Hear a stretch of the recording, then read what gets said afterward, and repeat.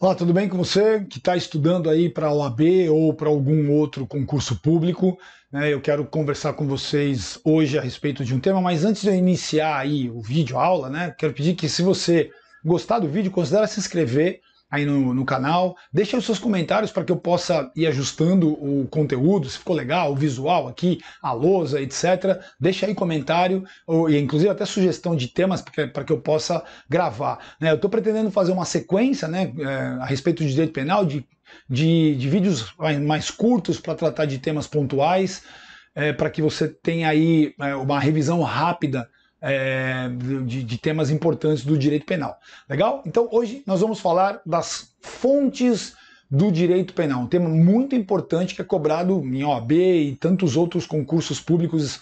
Todo concurso público que tem o direito penal aí como base, tá previsto no edital, vocês vão ter aí a cobrança das fontes do direito penal, tá? Então, vamos dar uma olhada aí. Quando a gente pensa em fonte, a gente tem que ter em mente a ideia de gênese, de onde parte, de onde emana a possibilidade de aplicação do direito penal. Então, é muito importante conhecer essas fontes, daí que as bancas em geral cobram esse tipo de conhecimento, tá? Então, nós vamos ver a classificação, uma grande classificação, e vamos descendo ao detalhamento. Então, as fontes elas são classificadas como materiais, fontes formais, e aí, a partir da emenda 45, uma emenda que a Constituição Federal sofreu ali no ano de 2004, essa emenda, conhecida como Reforma do Poder Judiciário, uma grande reforma, ela trouxe alterações na sistemática de produção das normas relacionadas ao direito penal, com relação às suas fontes, tá? Então nós vamos dar uma olhada aí como era e como ficou, tá? Olhando aí para a lousa. Então,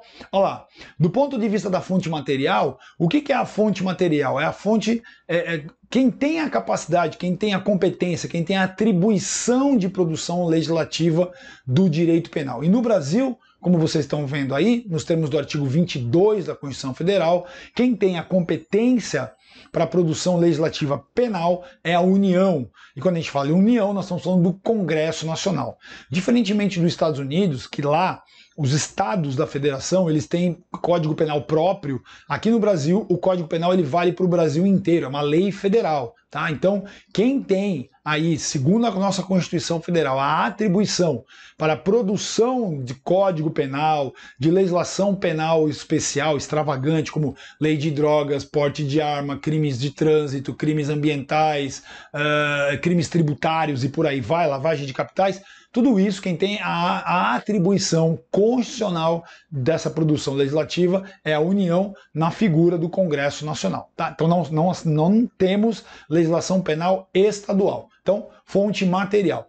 Do ponto de vista das fontes formais, nós tomamos como fonte imediata a própria lei, lembrando, de tudo emana a lei. Então, quando a gente está estudando, eu aconselho que a gente sempre faça primeiro a leitura do texto legal, para depois descer aí ao detalhamento de doutrina, jurisprudência e por aí vai. Então, primeiro a gente tem que entender a lei.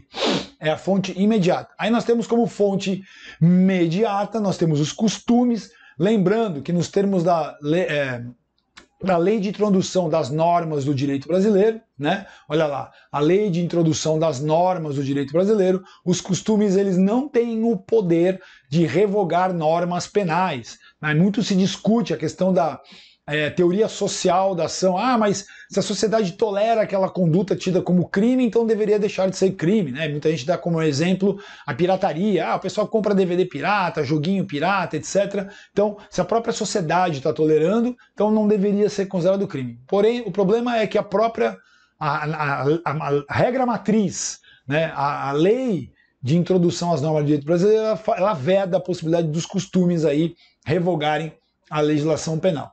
E nós temos também o costume interpretativo, também está dentro da ideia de costume, como exemplo que eu coloco aí, o repouso noturno. O repouso noturno é uma situação, quando a gente fala em furto, majorado pela prática durante o repouso noturno, essa é uma situação que ela demanda uma interpretação de acordo com os costumes da localidade. Então o costume ele passa a ser uma fonte de interpretação nesse caso, por quê? o que é repouso noturno na capital, São Paulo, ou em grandes capitais do Brasil, não é a mesma coisa do que repouso noturno numa pequena cidade do interior, com 4, 5, 10 mil habitantes, né? São dinâmicas sociais completamente distintas, dinâmicas sociais completamente diferentes. Então, a gente precisa fazer essa interpretação ligada ao costume. E os princípios gerais do direito, dentro ainda das fontes mediatas, né, são aquela sabedoria popular, né?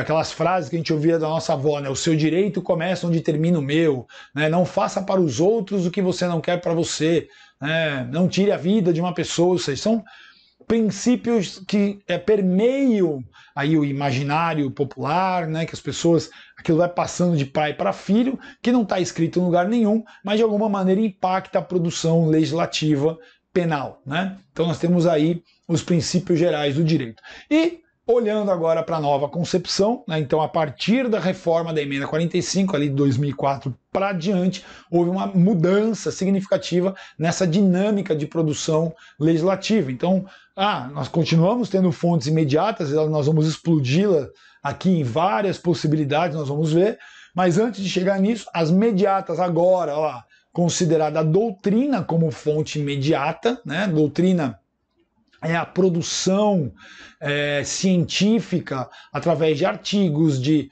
dissertações de mestrado, de teses de doutorado. Então, toda essa produção literária do direito, né, especificamente do direito penal, acaba também sendo utilizado como uma fonte para o julgador no momento de tomar uma decisão ali. Né? E as fontes agora ditas como informais, nós temos os costumes dentro da mesma lógica do que eu expliquei ali em cima, tá? Legal aqui? Então vamos para as fontes imediatas dentro da nova concepção. Nós temos, obviamente, sempre pensamos em Constituição Federal e na lei, né? Então, ó, a Constituição Federal e na lei são as grandes fontes imediatas. Constituição Federal aqui em cima e a lei ordinária, né? A lei complementar trazendo aí a normatização penal, né? Então, essas são duas fontes importantes.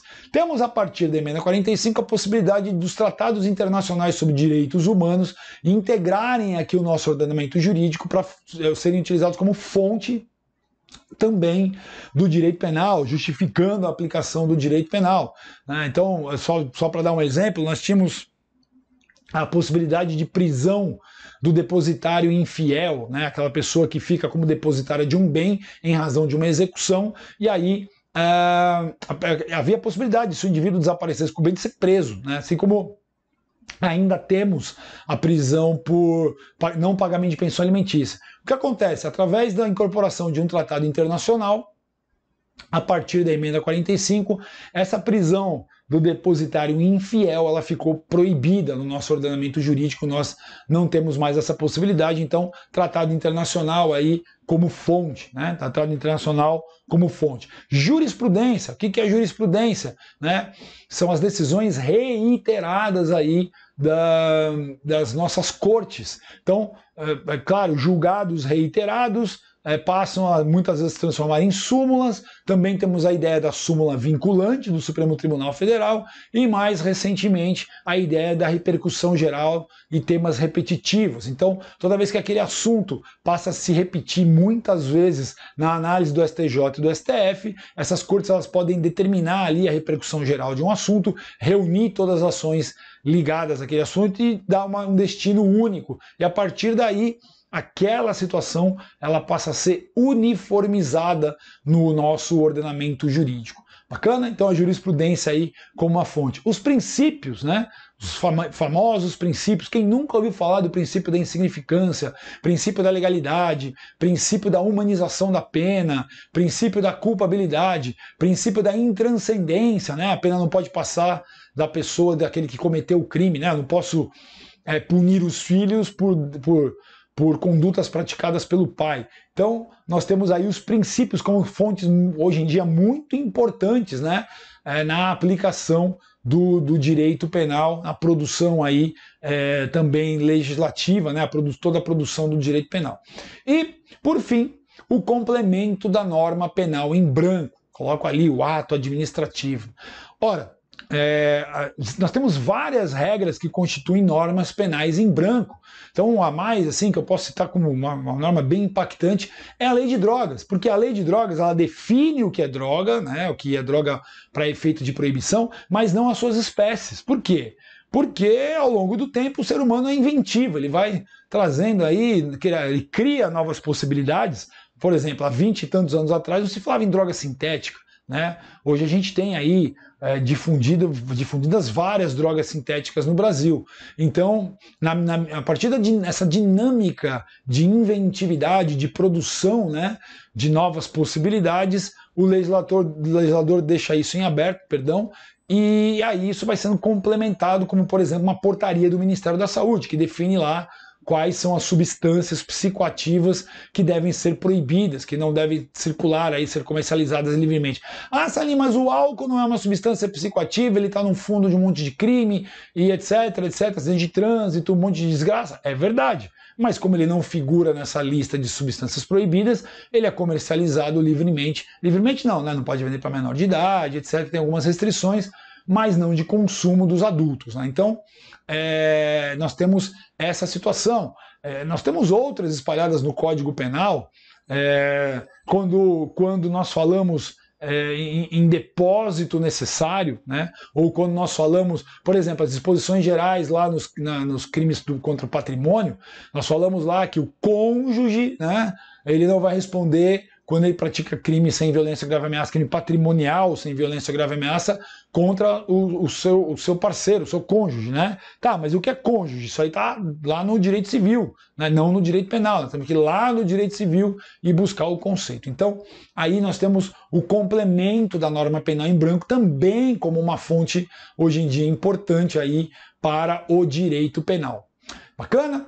Então, nós temos, eu fiz aqui um resumo rápido, claro, a ideia aqui são esses vídeos mais curtos para que vocês possam fazer um estudo de temas importantes de maneira rápida, esses insights aí que a gente vai dando, legal? Se você gostou, como eu disse no início, considere se inscrever, aciona aí sininho, dá o joinha lá e, melhor ainda, comenta, deixa algum comentário para mim para que eu possa aí balizando os conteúdos, deixem sugestões de temas para que eu possa abordar e a gente vai conversando sobre isso, legal?